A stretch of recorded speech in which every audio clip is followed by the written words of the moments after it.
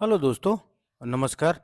दोस्तों आज हम बात करेंगे कि कोई एम्प्लॉय जिसने अभी नौकरी ज्वाइन की है 2014 के बाद में और वो 16 साल नौकरी करने के बाद अगर वो रिटायर हो रहे हैं तो उन्हें कितनी पेंशन मिलेगी। दोस्तों सबसे पहले हम शुरू करते हैं तो पहला हमें ये जानना है कि मंथली मेंबर पेंशन का फॉर्मूला क्या है। मंथली पेंशन को pensionable salary into pensionable service divided by 70 होता है। पेंशनेबल सैलरी क्या है, उसके गुणे पेंशनेबल सर्विस क्या है और उसके उसके दोनों का गुणा करके जो भाग आता है 70 का भाग देने पर उसे हम पेंशन का फॉर्मूला मानते हैं, फॉर्मूला होता है। इसके बाद पेंशनेबल सैलरी कैसे निकालेंगे दोस्तों? पेंशनेबल सैलरी के लिए जो भी लास्ट 60 मंथ में आपका जब आप रिटायर हो रहे हैं, जब रिटायर हो रहे हैं उस समय जो 60 मंथ का जो पिछले 60 महीने का पेंशन वेजेस है उसका टोटल कितना होता है। जैसे फॉर एग्जांपल हमने यहाँ पे अभी जो पेंशनेबल सैलरी है वो 15,000 है। इसके पहले 2014 के पहले ये 6500 थी। भविष्य में ये और भी ज़्यादा हो सकती है, 15,000 से 21,000 हो सकती है, 25,000 हो सकती है। तो वो भविष्य की बात है। अभी फ़िलहाल 15,000 है। तो जैसे हमने यहाँ पे जोड़ रखा है कि पिछले 60 महीने की पेंशनेबल सैलरी कितनी हो रही है दोस्तों? तो यहाँ पे आप देख पा रहे हैं कि पिछले 60 महीने की पेंशनेबल सैलरी हमने जोड़ी, तो यहाँ पे ये आई है 9 लाख रुपए दोस्तों। तो ये इस स्थिति में आई है 9 लाख रुपए जब 15,000 है कि ये मैक्सिमम पेंशन है दोस्तों। अगर यहाँ पे आप कभी एब्सेंट होंगे तो फिर वो उसकी पेंशन अलग तरह से काउंट होगी, लेकिन उसका इम्पैक्ट बहुत ज़्यादा नहीं होता है। अगर आप 10 दिन, 12 दिन, 15 दिन एब्सेंट हैं या 20 दिन एब्सेंट है पूरे 15 साल में, तो वो बहुत ज़्यादा इम्पैक्टफुल नहीं होता है। लेकिन हाँ, अगर आप 16 साल की नौकरी में और अगर आप बीच में 6 महीने एब्सेंट हैं, 3 महीने एब्सेंट हैं, साल भर एब्सेंट हैं, तो कैलकुलेशन में ज़्यादा इम्पैक्ट पड़ता है। पर अगर आप 2 दिन, 3 दिन पूरे 16 साल की नौकरी में अगर आप 16 दिन, 8 दिन, 5 दिन एब्सेंट हैं तो उसका बहुत ज़्यादा इम्पैक्ट नहीं होता है। तो ये हमें समझना होगा।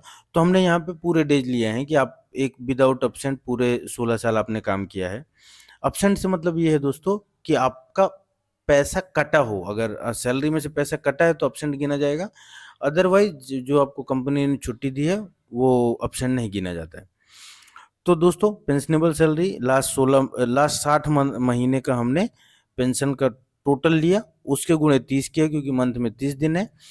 1860 किया यहाँ पे डिवाइडेड बाय 1860। 1860 इसलिए कि जो हमने यहाँ पे 60 महीने का टोटल लिया है वो 60 महीने का अगर आप दिन में कन्वर्ट करेंगे तो आपको 1825 मिलेगा माइनस एनसीपी डेज। अगर आप एब्सेंट थे, जो मैंने जैसे इसके पहले बताया, तो वहाँ पे एनसीपी डेज आएगा। तो इस तरह से ये पेंशनेबल सैलरी होगी दोस्तों। अब हम पेंशनेबल सर्विस निकालना है, तो पेंशनेबल सर्विस कैसे आएगी? हमें देखना पड़ेगा कि वो ज्वाइन कब हुआ, लेफ्ट कब हुआ। सपोज करिए कि पेंशनेबल सर्विस निकालना है तो हमें date of joining minus date of exit करना पड़ेगा और माइनस एनसीपी डेज करना पड़ेगा। एनसीपी मतलब जो नॉन कंट्रीब्यूटरी डेज हैं, जो उसको हम ऑप्शन डेज बोलते हैं। तो डेट ऑफ ज्वाइनिंग सपोज करिए 1/8/2015 है। जो एग्जिट होने वाला है जब वो उनकी नौकरी बंद होने वाली है या नौकरी वो छोड़ने वाले हैं या 58 साल के होने वाले हैं, ये सभी तरह की स्थितियों में, तो 31/7/2031 को अगर उनकी नौकरी वो छोड़ने वाले हैं या रिटायर होने वाले हैं, तो ये टोटल हो गए 16 साल। टोटल डेज हुए इसमें 5,843। पूरे उन्होंने टोटल डेज जो काम किया वो किया है 5,843। एनसीपी डेज जैसा मैंने बताया इसको कि हमने 0 लिया हुआ है। इसके बाद तो यहाँ से पेंशनेबल सर्विस निकलेगी। अब पेंशनेबल सर्विस का ये मेथड आ गई। अब हम पेंशनेबल सैलरी कैसे कैलकुलेट करेंगे? पेंशनेबल सैलरी के ऊपर जैसा फॉर्मूला मैंने बताया कि 60 महीने का हमने वेजेस लिया, तो 60 महीने का वेजेस जैसा आप देख पा रहे हैं दोस्तों नीचे कि ये टोटल 9 लाख है।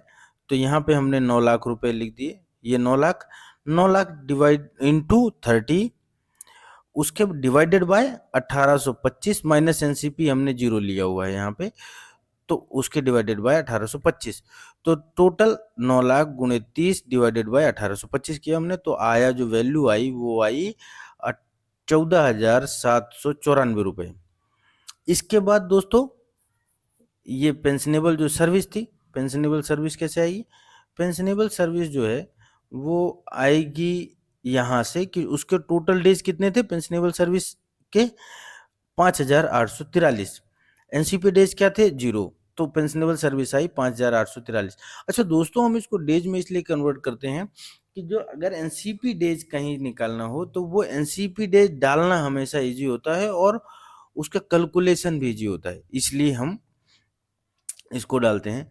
इसके बाद दोस्तों इसका जो टोटल आया वो टोटल आएगा pensionable salary into pensionable service divided by 70। तो पेंशनेबल सैलरी और पेंशनेबल सर्विस को जब हमने इनटू किया तो 2,36,834 रुपये आया। उसके डिवाइडेड बाय 70 किया तो फाइनली दोस्तों हमको जो पेंशन बनी वो हमारी पेंशन बनेगी आफ्टर 16 ईयर, 16 साल की नौकरी करने के बाद जो पेंशन बनेगी वो बनेगी, यहाँ पर आप देख पा रहे हैं, 3,383 रुपये। 16 साल नौकरी करने के बाद बिना किसी एब्सेंट के आपकी पेंशन बनेगी 3,383 रुपये। इस तरह से दोस्तों हम अपनी पेंशन का कैलकुलेशन कर सकते हैं। तो दोस्तों आप इसी तरह की जानकारियों के लिए इस चैनल को सब्सक्राइब करें, अपने दोस्तों को मोटिवेट करें। हम सभी तरह की जानकारियाँ PF, pension, SIC, gratuity, bonus, सभी तरह लेबर वेलफेयर, इन सब चीज़ों से संबंधित जानकारियाँ देते रहते हैं। तो आप भी इस चैनल को सब्सक्राइब करें और अपने दोस्तों को भी मोटिवेट करें कि इस चैनल को सब्सक्राइब करें, जिससे उन्हें इस तरह की जानकारियाँ समय-समय पर मिलती रहें। थैंक यू सो मच दोस्तों।